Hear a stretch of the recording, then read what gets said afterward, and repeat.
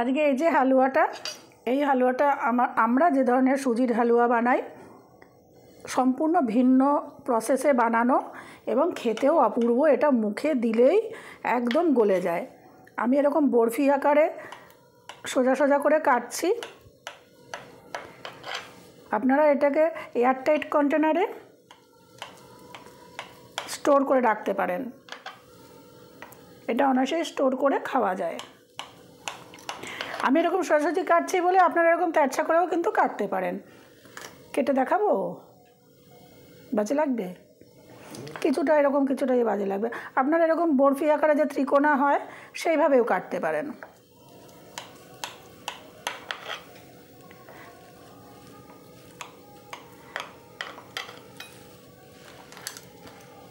একটা কেটে দেখাচ্ছি।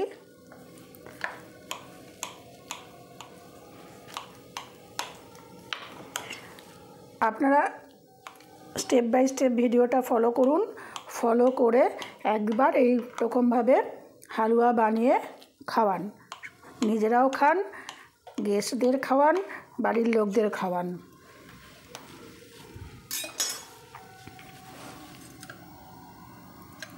একটা তুলি।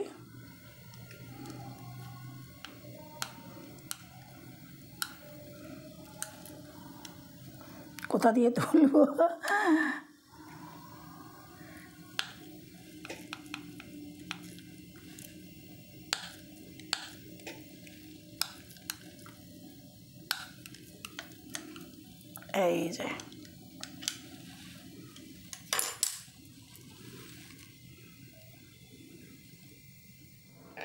এই যে দেখুন,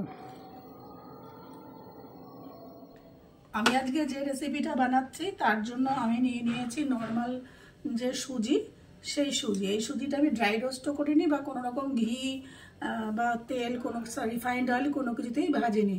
নর্মাল কাঁচা সুজি নিয়ে নিয়েছি। আমি নিয়ে নিচ্ছি 2 বাটি সুজি। আমি বেশি পরিমাণে নিয়েছি কেন এটা করে রেখে দেওয়া যায়, যখন প্রয়োজন তখন এটা খাওয়া যায়। 2 বাটি সুজি আর 2 বাটি রেগুলার যে মিল্ক, কোনো ফুল ক্রিম মিল্ক নয়, রেগুলার মিল্ক, সেই মিল্ক দিয়ে দিচ্ছি 2 বাটি। যে পরিমাণ সুজি দিলাম সেই পরিমাণে দুধ দিলাম। দিয়ে এটাকে আমি ভিজিয়ে এটাকে ভিজিয়ে আমি রেখে দেবো 10 থেকে 15 মিনিট। আমি একটা কড়াই নিয়ে নিয়েছি, দিয়ে দিচ্ছি ঘি।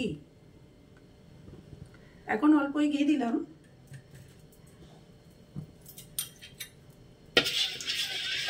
ঘি গরম হয়ে গেছে, এর মধ্যে ভেজে নেব কাজু বাদাম।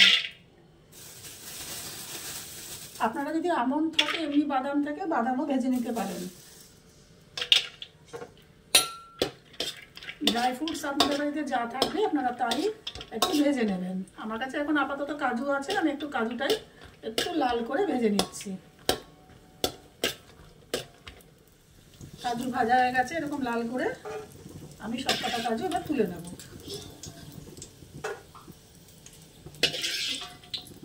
এই ঘিয়েই আমি কটা কিশমিশ ভেজে নেব। কিশমিশ খুব বেশি ভাজতে হয় না, পুড়ে যাবে। অল্প একটু ফুলে ফুলে আসলেই আমি নামিয়ে নেব কিশমিশটাকে।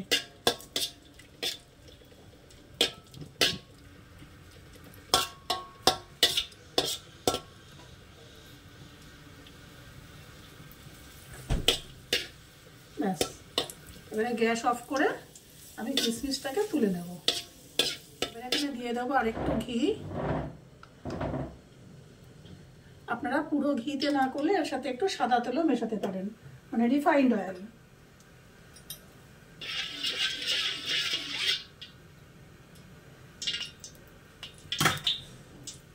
এরপরে এই যে ভিজিয়ে রাখা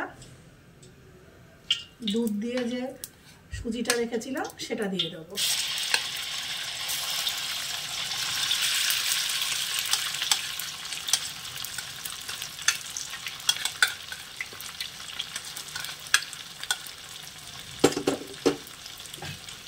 দিয়ে এটাকে ভালো করে ভাজবো।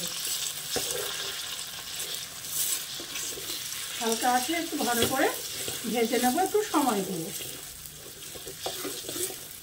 এর মধ্যে এবারে দিয়ে দেবো একটু ছোটো এলাচ থেতো করে রেখেছি, দিয়ে দিলাম ছোটো এলাচ। ভাজা ভাজা হয়ে গেছে, এবার এর মধ্যে দিয়ে দেবো চিনি। চিনিটা আপনারা যে যার পরিমাণ মতন স্বাদ অনুযায়ী দেবেন। দিয়ে এবারে এটাকে হালকা আছে আবার আমি ভাজতে থাকবো যতক্ষণ না চিনিটা গলছে। চিনি পুরোটাই গলে গেছে, এই যে পুরো একটু কাদা কাদা মতন হয়ে এসছে। এই হালুয়াটা মুখে দিলে একদম মিলিয়ে যাবে। দিয়ে দিচ্ছি একটু সন্ধ্যা লবণ, মানে রক সল্ট, অল্প একটু দিয়ে দিলাম, আর একটু রক সল্ট দিয়ে আবার একটু লো ফ্লেমে এবার আবার এটাকে একটু হতে দেবো। আচ্ছা ঠিক আছে, চলুক, দেওয়ার কিছু নেই। আচ্ছা এবারে একটু 2 মিনিট কি 1 মিনিট এটা হবে। কাপ মতো দুধ আমি এখানে দিয়ে দেবো। সাথে দেবো আপনাদের যদি কেশর থাকে বাড়িতে, দুধের মধ্যে একটু কেশর দিয়ে দেবেন। আমার কাছে কেশর নেই, আমি দিয়ে দিচ্ছি একটু ফুড কালার, অল্প একটু দিয়ে দিলাম ফুড কালার। কেশর থাকলে তো খুবই ভালো, কিন্তু যা দাম কেশরের, আমাদের মতন মিডিল ক্লাস মধ্যবিত্তদের ঘরে কেশর থাকাটা সব সময়, মানে মাঝে মধ্যে হয়তো থাকে, সবসময় কেশর থাকাটা একটু অ্যাবসার্ড ব্যাপার। ব্যাস, এবার এটা একটু 1 মিনিট একটু ফুটতে দেবো মিডিয়াম টু লো ফ্লেমে।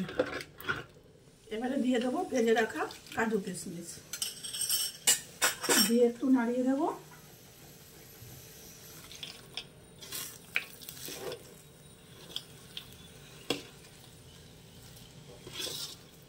আচ্ছা, নামানোর আগে এটা অপশনাল, দিতেও পারেন নাও দিতে পারেন, তবে দিলে ভালো লাগে। দারচিনি পাউডার অল্প একটু দিয়ে দেবো, দারচিনি পাউডারের মধ্যে একটু ছড়িয়ে নামিয়ে রেখে ঠান্ডা করে পরিবেশন করব।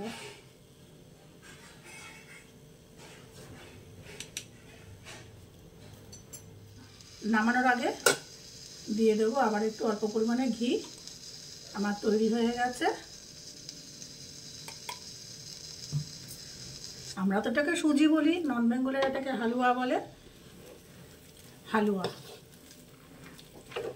এটা আপনারা ট্রের মধ্যে ঢেলে বরফি আকারে কেটেও খেতে পারেন, তো আপনি নর্মাল চামচে করে বাটি করেও আপনারা খেতে পারেন। এই যে দেখুন।